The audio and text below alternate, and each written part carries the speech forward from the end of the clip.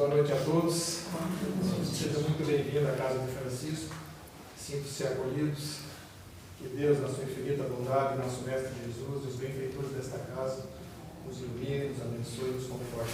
Cada forma nos lemos, que possamos nós hoje recebermos a graça e sairmos daqui sempre melhores do que chegamos. Hoje nós estamos recebendo para falar para nós é o senhor Antônio Rodrigues, é trabalhador da 10ª URI. E o tema de hoje ele vai falar sobre a obsessão e a profilaxia espírita. É um estudioso e vai nos esclarecer melhor.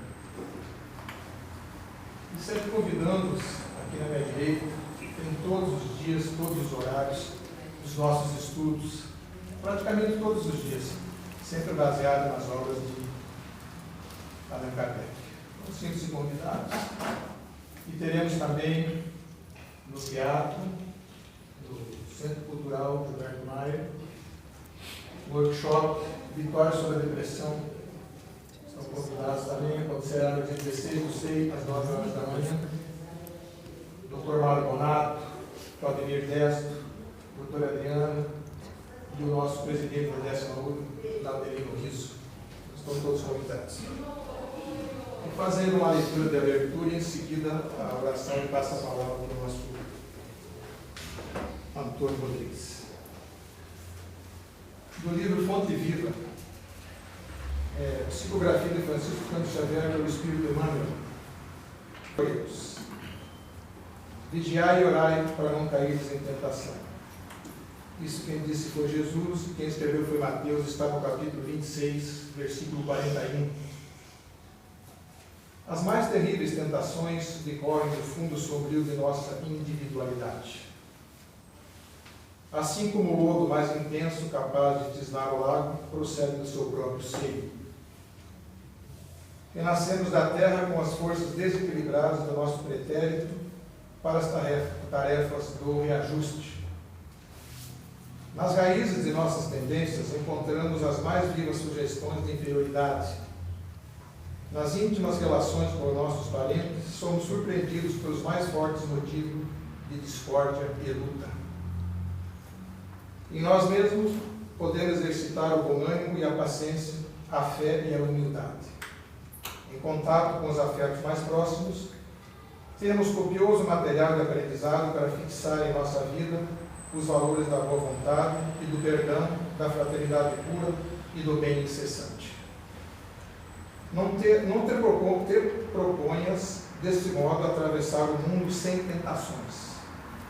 Elas nascem contigo, assomam de ti mesmo e alimentam-se de ti. Quando não as combate dedicadamente, qual lavrador sempre disposto a cooperar com a terra da qual precisa extrair as boas sementes, caminhar do berço ao túmulo sob as marteladas da tentação é natural. Afrontar obstáculos, sofrer provações, tolerar antipatias gratuitas e atravessar tormentas de lágrimas são vicissitudes lógicas da experiência humana. Entretanto, lembremos-nos do ensinamento do Mestre, vigiando e orando para não sucumbirmos às tentações, de vez que mais vale chorar sobre os aguilhões da resistência que sorrir sobre os narcóticos da queda.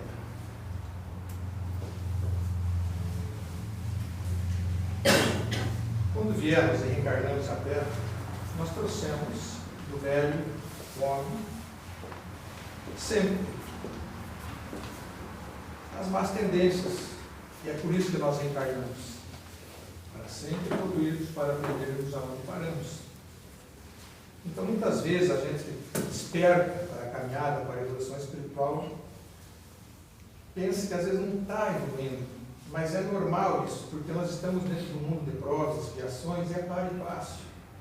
O que a gente tem que atentar é sempre quando você está caindo em tentação. O que é a tentação?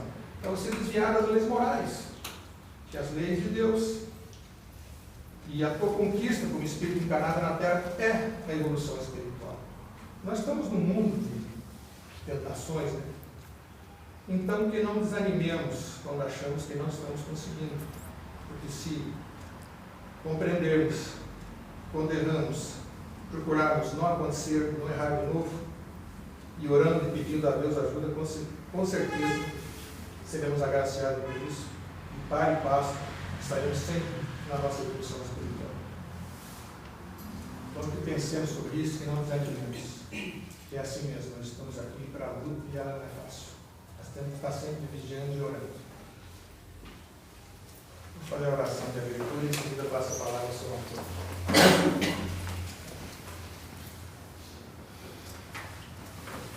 Pai de infinita bondade, nosso Mestre Jesus, benfeitores espirituais que nos acompanham sempre, que possamos nós não desanimarmos na nossa caminhada enquanto aqui estivermos encarnados. Ninguém diz que é ser fácil, mas se persistirmos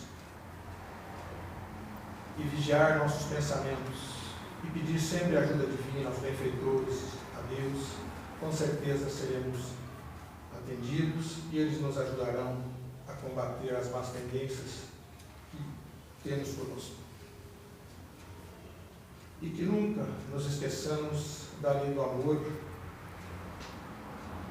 de não fazermos aos outros aquilo que não gostaríamos que nos fizesse, de amar a Deus sobre todas as coisas e de praticar a caridade para com o nosso próximo, de todas as maneiras. Uma palavra amiga, uma ajuda, um ombro para chorar, são todas vicissitudes que nos acrescentam na nossa evolução espiritual. Muito obrigado por essa oportunidade. Abençoa cada um de nós, encarnados e desencarnados que aqui estamos, que possamos nós sairmos daqui um pouco melhores do que chegamos. Que assim seja.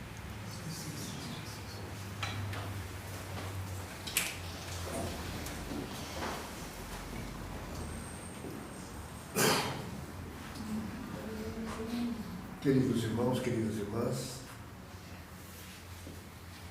e neste momento, que para nós é solene, o nosso reencontro na casa espírita, buscando os conhecimentos que ela tem para nos oferecer, que neste momento Jesus nos abençoe, nos ampare, e que possa ser permitido que os benfeitores e amigos espirituais, que fazem parte da coordenação, da direção e da orientação de tudo aquilo que acontece nesta casa, possam nos amparar, nos assistir, nos envolver. Nós estamos então trazendo para a nossa reflexão um assunto assim bastante delicado. Não é um assunto novo. A obsessão, ela não é um assunto novo. Ela é tão antiga quanto antiga é a humanidade terrestre, ou as humanidades de ordem inferior, porque a obsessão, ela só graça acontece nas humanidades que ainda estão desenvolvendo, fazendo essa jornada na direção da evolução espiritual maior.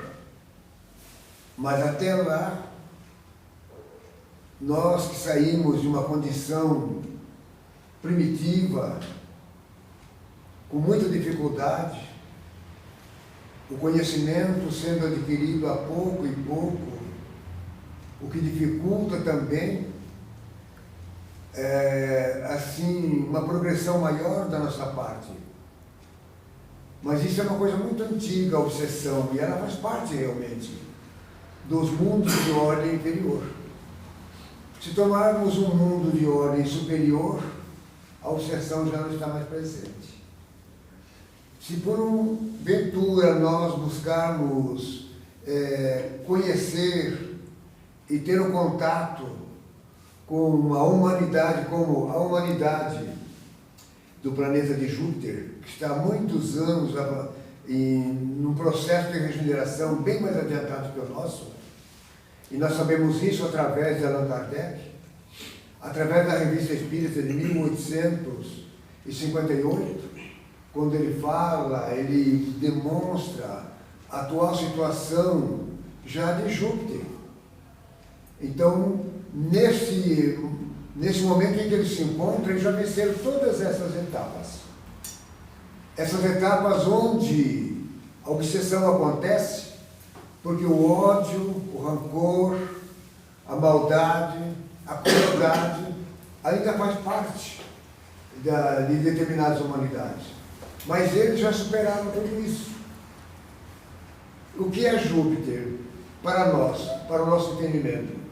Júpiter é apenas uma morada desse pequeno distrito do qual nós fazemos parte, Sistema Solar. Júpiter já é um planeta bem mais avançado que o nosso, porque ele já fez esse périplo, já fez essa jornada. Nós ainda estamos nesta fase de conclusão, porque nós sabemos que na medida em que nós avançarmos mais, e porque está dentro dos propósitos do Cristo planetário, quem está no comando é Jesus, que é o Cristo do planeta Terra. Ele está no comando, e tudo aquilo que acontece aqui, acontece de uma forma organizada. Esses ciclos, esses momentos, tudo faz parte de planejamentos. Tanto que nós estamos vencendo agora esses últimos ciclos, decisivos para nós, humanidade.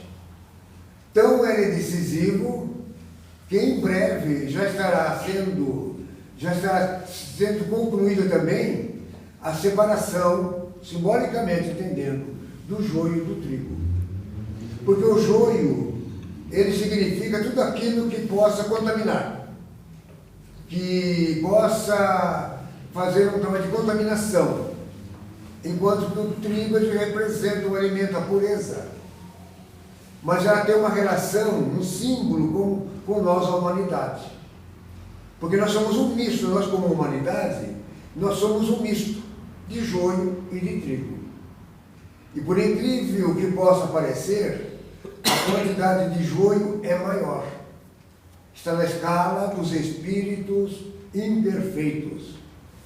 Tanto que Allan Kardec, ele trabalha lá no Livro dos Espíritos, quando ele, mas não ele propriamente, Allan Kardec nada mais, nada menos é que um dos elementos, um dos espíritos de verdade, que faz parte da falange da verdade.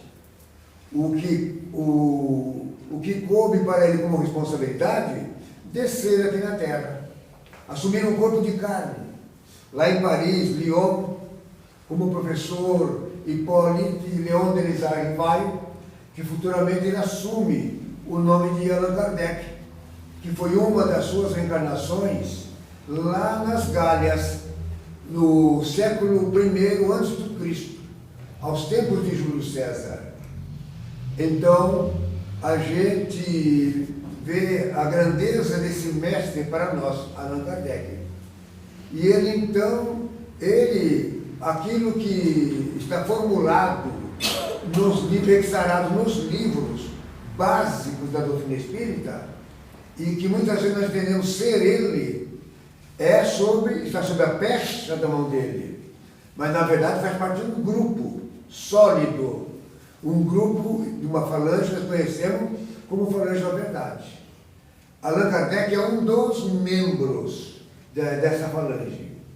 E por que a gente atribui sempre todas as perguntas e respostas que estão lá, exaradas no Livro dos Espíritos, e geralmente leva como cunho o nome dele, Allan Kardec. Por quê? Porque ele faz parte da equipe.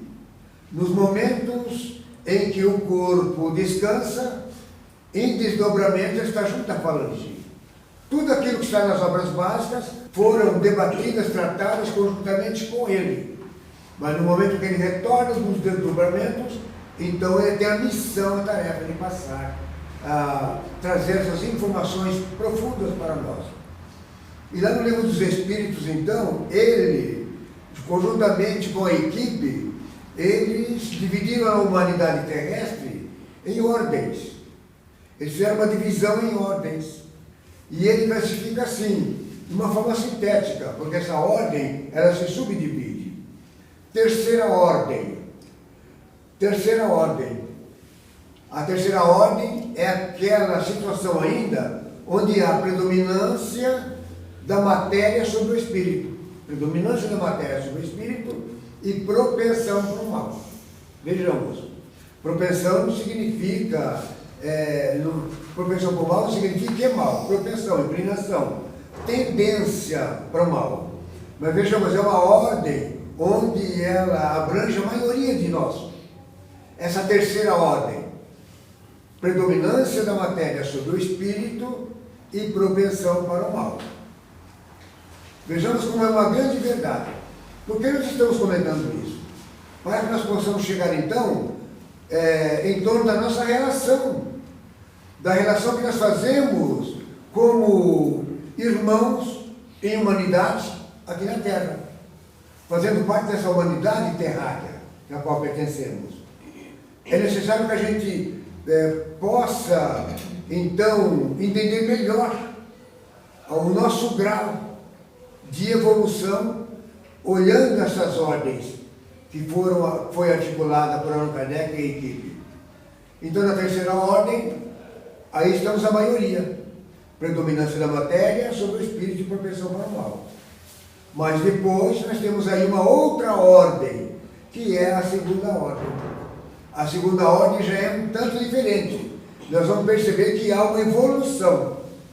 Aí é da seguinte forma, aí já começa a acontecer, quando nós começamos então a assumir o nosso, quando a gente já está bem mais evoluído. Então já é predominância do espírito sobre a matéria e propensão para o bem. Ele não diz, a equipe não diz que são espíritos bons, mesmo estando na segunda ordem que sejam espíritos bons, mas com uma tendência, uma inclinação para a bondade. Então, predominância do espírito sobre a matéria, o que significa isso? Quando o espírito predomina, é porque está no comando. Ou no mínimo ele começa a comandar. Como ele não é bom, então ele tem a propensão, a inclinação para ser bom. E isso está sofrendo uma evolução, um progresso, onde futuramente ele será essencialmente bom, enquanto os da terceira ordem não conseguem fazer isso. E posteriormente, então, os da primeira ordem, que são a ordem dos espíritos puros, dos espíritos mais perfeitos, porque essa é a meta nossa. Assim nós começamos então a ter uma visão de humanidade terrestre, da qual nós fazemos parte, para poder descobrir o porquê desse relacionamento nosso, ainda cheio de maldade, de intrigas, de inveja, de egoísmo, de orgulho, tudo aquilo que ainda é defeito, ainda faz parte. Então nós estamos buscando olhar melhor nós, e se a gente já estiver um pouco mais evoluído, mas por mais que nós estejamos evoluídos aqui na Terra, a nossa evolução ainda é relativa. Porque a Terra é um mundo primitivo ainda. Aliás, não primitivo, mas é um mundo ainda bastante atrasado. Allan Kardec vai dizer, se não é o mais atrasado, é um dos mais atrasados. Não é para desanimar, mas a gente começa a perceber quem somos nós. Então, se nós formos comparar a humanidade terráquea com a humanidade jupiteriana, há uma diferença. Por quê? Eles passaram pelo mesmo ponto que nós. Tiveram as mesmas condições para que Deus pudesse deixar patente que Ele é justo. Ele não abre precedentes para ninguém. Ele não passa a mão na cabeça de ninguém. Ele não tem preferência por esse ou aquele grupo, por esta ou aquela humanidade. Todas são iguais. As humanidades que estão em estado perfeitíssimo, já muito avançado, percorreram os mesmos caminhos que nós. Começando lá no momento simples e ignorante. Por que simples? Simples, porque nessa época lá do começo, nós somos simples. Nós não desenvolvemos ainda aquilo que nós conhecemos como aquilo que fez na área do complexo. Nós não tínhamos a complexidade que nós temos hoje. Nós, na condição de naturezas humanas, nós somos uma coisa muito complexa. Tem alguma coisa mais complexa que uma natureza humana? Nós sabemos que não. Isso fecha consenso. Então partimos de um ponto simples, ignorante no sentido de ignorar, desconhecer. Nós não conhecíamos. Nós estamos fazendo uma trajetória. E no começo da nossa trajetória, nós somos muito mais instinto. Muito mais instinto. Num determinado momento da história da humanidade, há milhões de anos atrás, nós vamos deixando mais o instinto e caminhando na área do intelecto, da inteligência. Nós começamos a trabalhar a nossa inteligência. Como está colocado no Livro dos Espíritos também. O Livro dos Espíritos é uma coisa fantástica. É praticamente uma universidade ali, contida em 1019 questões. Questão 190. Qual o estado da alma na sua primeira encarnação? Qual o estado da alma na sua primeira encarnação? A resposta é simples. O da infância na vida corporal. Ele faz uma comparação da infância nossa. O da infância na vida corporal. Porque a inteligência apenas desabrocha. Vejamos exatamente com essas palavras. Nesse momento lá atrás, quando a gente não estava muito longe de ser o que somos, a inteligência apenas desabrocha e a alma ensaia-se para a vida. Olha que coisa bela. E para os estudiosos da doutrina, que tem em casa essa coluna dorsal da doutrina que é o Livro dos Espíritos, examinamos a questão 607, onde ele vai trabalhar melhor essa questão e vai falar, inclusive, da nossa anterioridade, onde a gente era muito mais instinto e caminhando na forma, na direção da forma hominal ou humanos. Então, vejamos, é necessário que para falar, entender certas coisas que acontecem no seio de uma humanidade, é importante que a gente examine. Aliás, quem somos nós? A humanidade terrestre. Como humanidade terrestre, quem somos nós? De onde nós viemos? De onde nós viemos? E nós sabemos que a maioria esmagadora de nós não fomos gerados na Terra. Nós estamos na Terra, mas não somos da Terra. Aí, novamente, Livro dos Espíritos, questão 172. As nossas existências têm se dado somente na Terra? A resposta: não. Vivemos-las em diferentes mundos. Está lá. Vivemos-las em diferentes mundos. A que vivemos agora não é nem a primeira nem a última. Olhemos, gente, nós somos... Então, é porque nós entramos numa questão de tempo. Nós não temos noção de tempo. Nós achamos que 100 anos é um tempo muito grande. 1000 anos, 2, 3, 4, 5 mil anos. Mas isso não significa nada diante do tempo divino. Porque ele é totalmente atemporal, não existe tempo. Quando Deus nos criou, onde, de que forma, nós não sabemos. Mas nós só sabemos que Ele é nosso Pai. E o que nós aprendemos em Espiritismo é que todos nós somos uma partícula de Deus. Um fragmento de Deus. Jesus vai dizer isso: vós sois deuses. É claro que Deus com D minúsculo. Mas o que ele está tentando dizer? Que nós somos uma potência não desenvolvida. Mas enquanto a gente não consegue, porque esse desenvolvimento é lenta e gradativamente, imagine, então nós não temos condições, ainda de manusear essa potência que somos nós. É por isso que ela vai sendo desenvolvida lenta e gradativamente. E quando nós entramos então no campo da obsessão, só porque se a gente fosse abrir mais um preâmbulo aqui, nós precisaríamos gastar muito tempo. Mas como o tema, nós vamos entrar na questão da obsessão, então o que é a obsessão? Feito mais ou menos esse preâmbulo para que a gente possa nos entender como humanidades. Que não somos a única. Não somos a única. Só um fato interessante antes da gente entrar. Como a gente é pequeno ainda, nós sabemos que nós existimos no sistema solar. O sistema solar é apenas um pequeno distrito, um pequeno condomínio. Um pequeno condomínio. Nós estamos situados ali na orla direita da Via Láctea.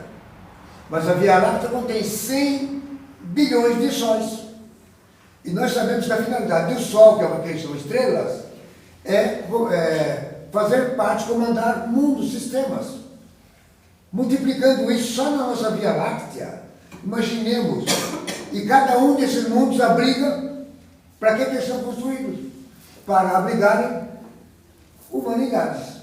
Onde que a gente vai? Nós não temos cabeça. Nós não temos cabeça para isso. Mas como temos a obsessão, aí Allan Kardec vai colocar assim. Lá no Evangelho segundo o Espiritismo, no 28º capítulo, que é o último capítulo. E o último capítulo do Evangelho segundo o Espiritismo, ele se refere a uma coleção de preces, uma coletânea de preces, 84 no total. E de número 81 ele vai falar sobre obsessão. A obsessão é a ação persistente que o espírito mal exerce sobre um indivíduo e que apresenta-se de várias formas. Desde a simples influência moral,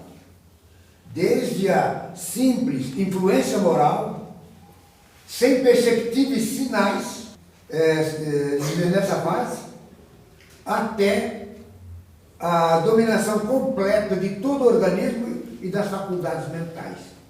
Isso é obsessão. Gente, é pouco. Isso está lá no Evangelho segundo o Espiritismo, capítulo 28, 81. Mas essa mesma, Allan Kardec, ele coloca essa mesma questão lá no livro A Gênese, lá no capítulo 14 e no item 45. Olha como ele define obsessão. Obsessão é a ação persistente, olha só, porque não para.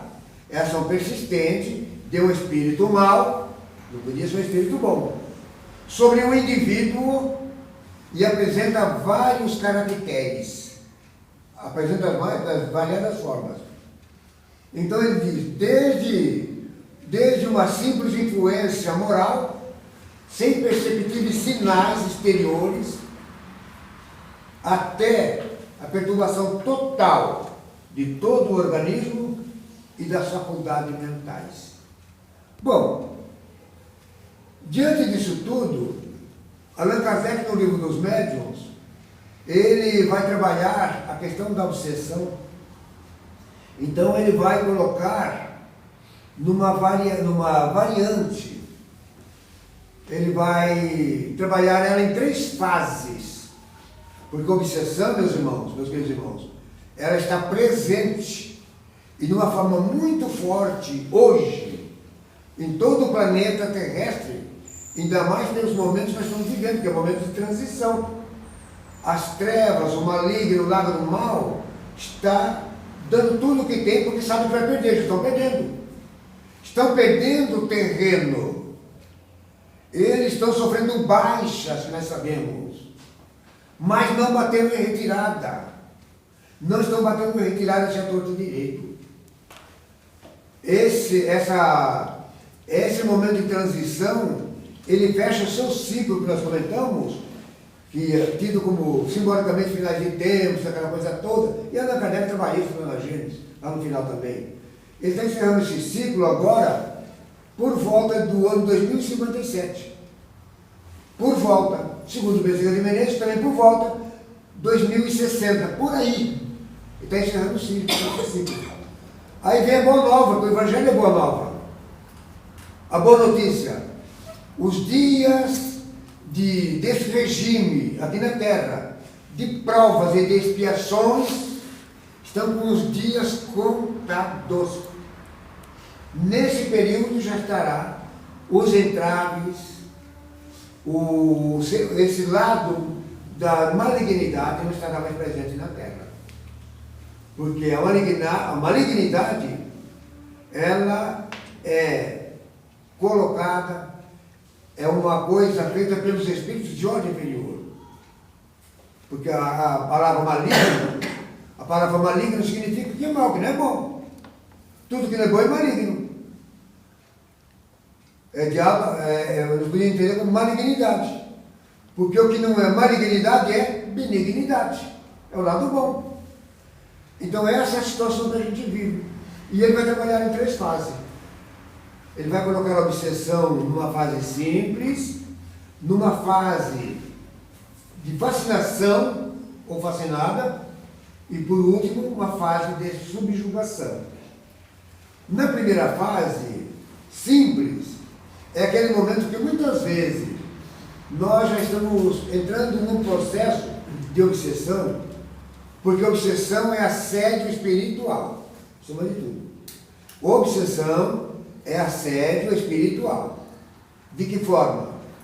Geralmente de mente a mente, de faixa vibratória a faixa vibratória, trabalhando dentro dessas ondas, como Einstein vai dizer que nós vivemos num mundo de mentes, de ondas, de raios, nesse magnetismo.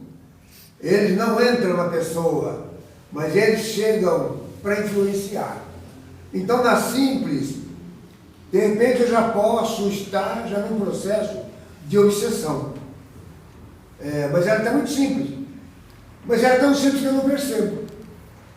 E os que estão do meu redor também não percebem ainda. Pode notar alguma coisa em mim, na mudança de comportamento. Às vezes, aquela criatura que era mais extrovertida, alegre, agora ela está mais calada, um pouco mais calada, conversa menos, e na medida em que aumenta, muitas vezes ela busca isolar, fica mais só, se isola, aí pode entrar aquela questão que é tida no meio acadêmico como depressão, porque a depressão é espiritual. A psicologia, a psiquiatria, ainda, apesar dos grandes avanços que eles tiveram, e é importante essa ajuda da parte deles, mas eles não conseguiram penetrar naquilo que está numa ordem transcendental, que transcende a matéria. Então ela pode começar de uma forma simples, eu mal percebo, então, mas se nós tivermos assim, por exemplo, uma cultura espiritualista, se a gente tiver uma cultura mais voltada para a religiosidade, não é questão de religião. O planeta está coalhado de religiões, mas isso não resolve o problema. A questão é religiosidade. E religiosidade significa integração da criatura com o Criador. Integração do filho, da filha com o pai. A gente faz isso de uma forma perfeita? Não, ainda não. Nós estamos empreendendo um esforço grande para que a gente trabalhe essa integração cada vez de uma forma mais rápida, mas nós ainda, uma grande parte de nós, estamos um tanto acomodados. Muitos de nós estamos protelando alguma coisa. Daí, a gente conhecer muito intimamente de perto aquela proposta que a doutrina dos espíritos, a doutrina espírita nos propõe. A reforma íntima. Gente, aí está o mapa da mina. Reforma íntima. O que é reforma íntima?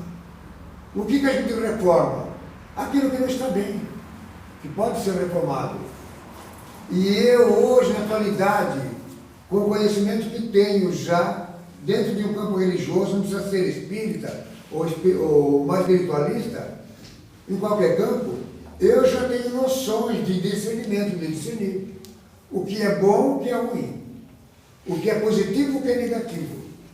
Então, eu fazendo um autoexame em mim, eu com certeza eu sei em muitas coisas que eu tenho que trabalhar em mim, que já não cabe mais para esta era, para esse momento, e muito mais a forma como a gente está condicionado no meio religioso.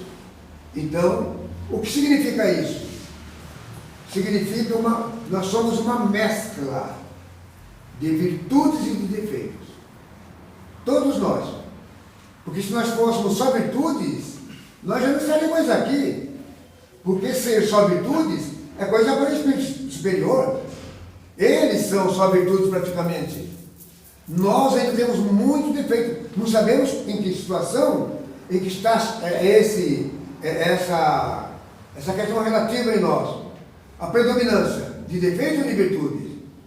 Mas nós temos certeza absoluta que na medida em que a gente faça com que aconteça, no mínimo, predominância de virtudes sobre os defeitos, nós já estamos, com certeza, entrando desenvolvendo uma área magnética, psíquica, favorável, onde o obsessor, entre aspas, eu não gosto da palavra obsessor, porque o obsessor é uma pessoa como nós, é alguém que não gosta de nós.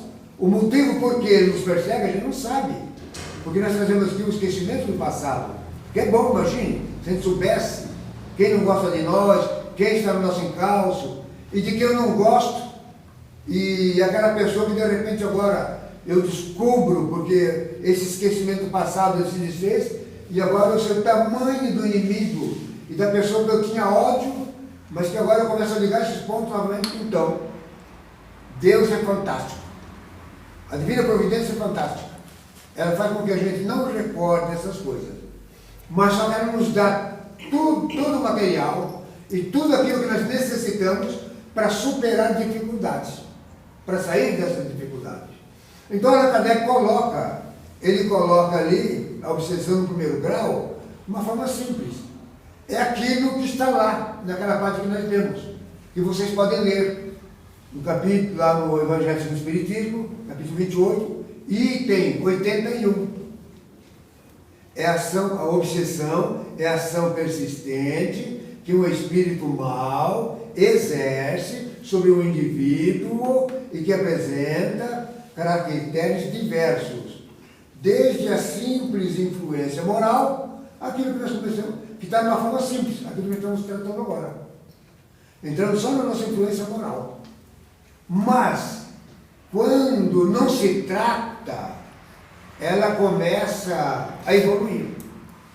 E é um detalhe muito importante para nós, que fazemos parte do movimento espírita, que estudamos espiritismo, que há pessoas que pensam que a obsessão, ela graça nessas três formas. Simples, fascinada e subjugação. Não é bem assim. Porque na medida em que a gente não busca o remédio que está à nossa disposição sempre, e muito mais as casas espíritas, elas estão muito bem aparelhadas para atender, através da fluidoterapia, esses casos. É por isso que a palestra nossa é obsessão e profilaxia, e a terapia também. Então, da forma simples, se a gente não cuida, ela vai aumentando, lenta e gradativamente. E da obsessão simples para a fascinada, ela não dá um salto. Ela sofre uma ação muito silenciosa, devagar e vai indo. Varia ao infinito, se quiserem saber. Isso varia ao infinito até ela chegar ali naquele meio. Quando ela chega nesse ponto, o que é um ser fascinado? É uma pessoa que agora ele já traz a ideia fixa. A ideia dele praticamente é fixa. Tudo que ele vê, ele acha que, e tudo aquilo que ele analisa, é certo da forma como ele analisa, porque ele tem a mente fixa. Ele que está certo, ele não aceita conselho, e se alguém percebe que ele não está bem, muitas vezes ele nos afasta, e quantos desses casos nós não atendemos? Então a pessoa chega e fala com o maior carinho amigo ou amiga, seja quem for, olha, a gente está acompanhando você, mas você não está bem. Não está tão bem. Mas nós podemos te ajudar, nós podemos te aconselhar. Eu não preciso de conselho de ninguém. Eu me viro sozinho. Eu não preciso de ninguém. Aquele já tem, ele acha que ele tem autossuficiência, mas ele mal sabe que ele já está nas mãos. Já está, muitas vezes, num comando, cujo comando se dá nesse processo mente a mente, mas o nome chama-se hipnose. É através da hipnose. Os espíritos que obsediam, que fazem assédio espiritual, é através da hipnose. Mente a mente. Aí então, ele vai tomando conta desse campo. E ele trabalha essa criatura da forma como ele quer. Por que é o momento em que a pessoa está melhor, está bem? É o momento em que eles liberam mais. Se afastam, liberam ou deixam. Ou muitas vezes, através do uso dos medicamentos de psicotrópicos. Às vezes, a pessoa tomando 4, 5, 6, por exemplo, a pessoa tomava 8 tipos de uma medicação de psicotrópico. Então, tinha aquele momento em que a pessoa ficava melhor, aí as pessoas comentavam, até o próprio médico, ele dizia assim, olha, viu só como o remédio está fazendo bem? Como está fazendo efeito? Mas, de repente, com o remédio e tudo, a pessoa começava. Aí era um momento em que... E quem são esse pessoal? Quem são os obsessores? Entre aspas. Esses assediadores são pessoas como nós, são gente. A Sueli Caldas Schubert, uma das maiores e grandes expertas nesse assunto, ela vai dizer que o obsessor não é um monstro, não é nada. É alguém que muitas vezes se sente no direito, porque pode ter alguma coisa do passado e sente no direito de fazer com que essa pessoa sofra. E da mesma forma que desse ponto da fascinação para a subjugação, ela não dá um salto. Da mesma forma, ela vai caminhando lenta, gradativamente, silenciosamente, até chegar na subjugação. Quando está indo nos processos de subjugação, praticamente a pessoa não tem mais controle. É como se ele fosse uma marionete. Quem está no controle é quem está no controle da mente dele. Então, isso existe? Existe. Deus permite, sempre fica no ar, né? Mas como é que Deus permite essas coisas, que isso aconteça? Deus permite que isso possa haver, porque é uma intriga gerada entre nós muitas vezes, e nós temos que resolver, só que tem um detalhe, tem solução para tudo. Deus sempre tem a solução. Aqui na Terra é nosso Senhor Jesus Cristo. Sempre tem a solução. Basta que a gente procure. E a maior e melhor profilaxia, porque profilaxia significa vacina. Quando nós vamos levar a nossa criança, ou vamos fazer uma vacinação, qual que é o nome que eles dão? Profilaxia. Na área médica, profilaxia. Então, essa profilaxia ou essa vacina contra isso, geralmente e realmente é essa reforma íntima. Porque na medida em que a gente melhora nossos hábitos, nossa forma de ser, ninguém é santo. Mas quanto mais a gente melhora, mais a gente evolui. Porque todas esses ataques desses obsessores, entre aspas, essa energia que eles usam é muito rasteira, é muito rente ao chão. Muito rente ao chão. Por ser energia de baixo padrão. É rente ao chão. Basta que a pessoa se eleve um pouquinho, que ele vibre um pouco melhor, basta que ele se eleve e ele sai fora da faixa. Porque isso funciona como faixa de rádio. Quando nós sintonizamos a nossa rádio, e enquanto ela não cai na faixa, a rádio não é contactada. É tudo através de frequências, de ondas mentais. E muitas vezes, espíritos são inteligentes e sabem manusear isso. Só que eles podem até promover algumas desordens, alguma coisa. Mas quem está no comando sempre é os planos superiores. Quem está no comando é Jesus. E quando a gente busca esse lado, que a gente busca estreitar cada vez mais os nossos laços com Deus, com Cristo, então, com certeza absoluta, a maioria de nós sequer vai entrar numa onda mental dessa e sofrer um assédio espiritual desse. Porque tudo isso também é temporário.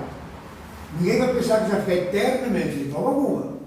Isso é uma coisa momentânea, porque depois sempre tem a solução. E uma das soluções muito grandes, mais importante, agora como terapia, como nós comentamos aqui, a fluidoterapia, os passes magnéticos que a gente não vê, a água fluidificada. Tem pessoas que às vezes duvidam. Eu pego o copinho com água, mas eu não vejo nada. Muitas pessoas são céticas. Como ele não vê, ele não acredita. Mas nós vemos o oxigênio, mas a gente não usa ele. Nós não vemos. E quantas outras coisas que a gente não vê? E aquilo que está acontecendo no nosso interior. Mas está acontecendo. A nossa visão não é capaz de captar. Mas é fantástico que está dentro de um copinho de água desse que é distribuído para as pessoas. Então, a fluido significa energia. A fluido terapia, através dos passos magnéticos, é muitíssimo importante. A água magnetizada, muitíssimo importante. E um dos fatores mais fundamentais é a prece, a oração. Quando a gente faz a nossa oração, quando a gente busca socorro, porque isso pode acontecer. Alguém pode começar um processo de obsessão em mim, simples, aumentando, mas se eu perceber qualquer coisa, eu já vou me precaver. Então, de que forma? Através da prece. Lá em Mateus, no capítulo de Mateus, quem tem a Bíblia pode ver. Lá em Mateus 6, se eu não me engano, ele vai dizer assim, até porque o tema é, quando a gente for orar, a gente não deve fazer como os hipócritas, que ficam ali nas esquinas, né, fazendo a oração, para que todo mundo veja. Então Jesus recomenda da seguinte forma: quando orardes, entreis no vosso quarto, e fechada a porta, orareis ao seu Pai, que te vê, te acompanha em secreto, e que em secreto vai atender a sua prece. Olhamos só a profundidade disso. Quando a gente orar, entremos no nosso quarto. Não é o quarto de casa. Muita gente pensou que era quarto. Não é aquele quarto onde está ali o nosso aposento. Esse quarto é nós. Entrar no quarto e fechar a porta. Que porta é essa? Não é uma porta comum dessa. Essa porta significa a capacidade que nós temos que desenvolver de bloquear o interior. Porque no momento que ele está orando, ele deve ter uma interligação muito fina, é uma sintonia fina com o Criador. Então, fechar a porta é bloquear. Porque quando nós fechamos a porta nossa aqui, nós bloqueamos para que ninguém entre. Então, bloqueamos aqui, porque de repente nós estamos orando, mas às vezes há ruídos, às vezes qualquer tipo de ruído, até um cãozinho latindo, qualquer coisa, e muitas vezes nós temos dificuldade. Isso chama-se também concentração, nessa concentração mais pura. Aí a gente está aqui orando, mas está com o ouvido lá. Olha, essa oração, a eficácia deve ser muito pequena. Allan Kardec vai trabalhar a eficácia da prece. Então, quando orares, entreis em seu quarto e fechada a porta, orareis ao seu Pai, que está em secreto, que a gente não está vendo ele, mas que em secreto te atende. Então, isso é tudo, a oração é tudo para nós. Então, dentro do Espiritismo, nós temos, assim, hoje, uma certeza absoluta, da forma como a nossa visão, ela se amplia. Tem se ampliado cada vez mais. Porque a gente vê as coisas de uma forma diferente, uma forma prática. E isso, tudo que nós estamos comentando aqui são coisas corriqueiras. Nenhum bicho de sete cabeças. São coisas corriqueiras. Como corriqueira é uma ciência da física, da química, da biologia, são coisas corriqueiras, nós só podemos entender, mas quando a gente entende, vira coisa corriqueira. Então a nossa visão ela se amplia. O Espiritismo é uma faculdade fantástica. Então ela permite, faz com que a gente veja sempre as coisas numa dimensão maior, mais profunda. A gente vê um Deus como um grande mar, como um grande mar. Esse mar de bênçãos, esse grande mar de oportunidades para as portas que vão se abrir para nós tantas quantas vezes o Senhor precisa. Deus é esse mar de misericórdia, mas acima de tudo Deus é esse mar de amor para os seus filhos. Todos somos seus filhos, Ele nos ama. Mas se Deus é esse mar, o Filho dele, Jesus, nosso Senhor e Mestre por excelência, é o farol. Jesus é o farol. E nós sabemos que a finalidade de farol é alumiar, projetar luz.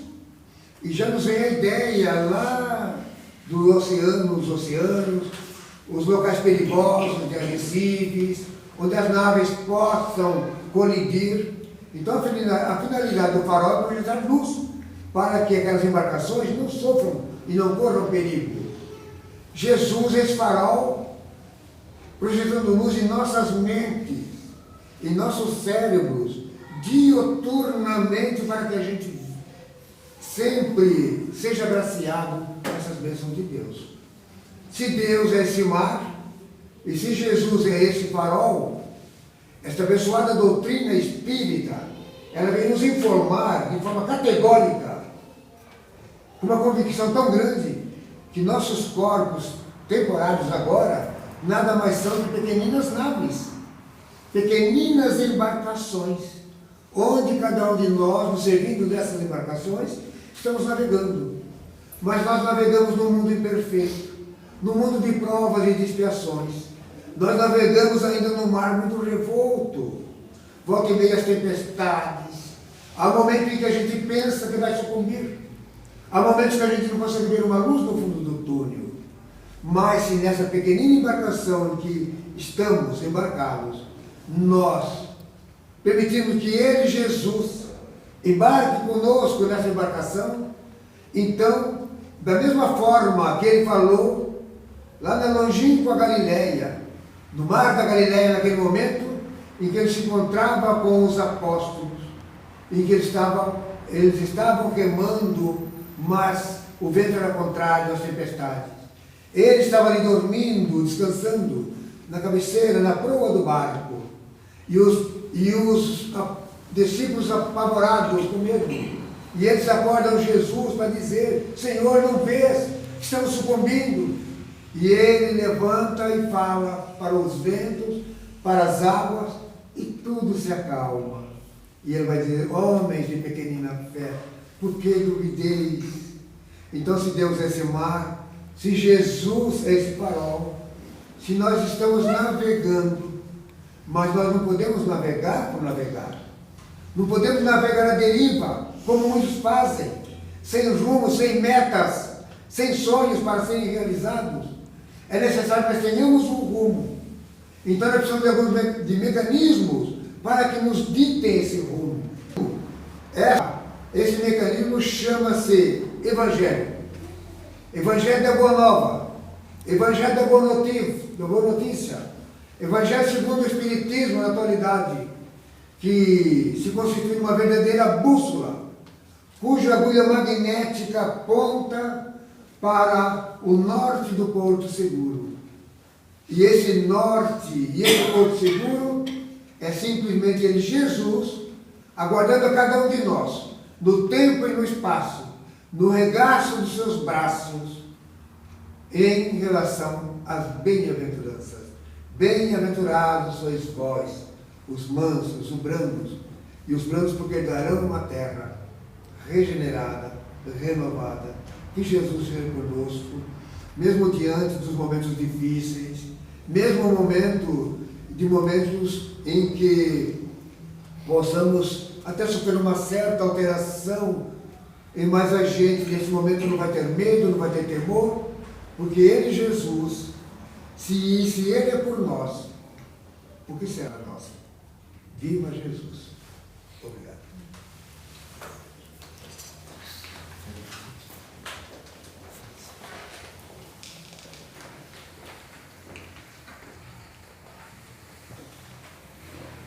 Obrigado, São Antônio. Só dando um pouco de ênfase na fala do São Antônio, nunca esquecendo que o Espiritismo e a ciência andam juntos. É necessário uma terapia, sim, é necessário o uso do psicólogo, sim. Mas nós acreditamos como espírito que só eles, sozinhos, dificilmente a pessoa consegue dar essa. Acho que tem que andar juntos os dois. E, com certeza, uma ajuda espiritual, seja de conforme, espiritismo, católico, evangélico, sempre é bom. Então, procuramos sempre ficar atentos sobre isso. Imensamente gratos pela presença de todos, que Deus nos tenha prolongado e nos guie a volta aos nossos lares. Passaremos agora então para a segunda parte dos trabalhos que é a terapia. Pedimos que fiquemos em silêncio e sintonia para que possamos receber as energias positivas. Muito obrigado e boa noite.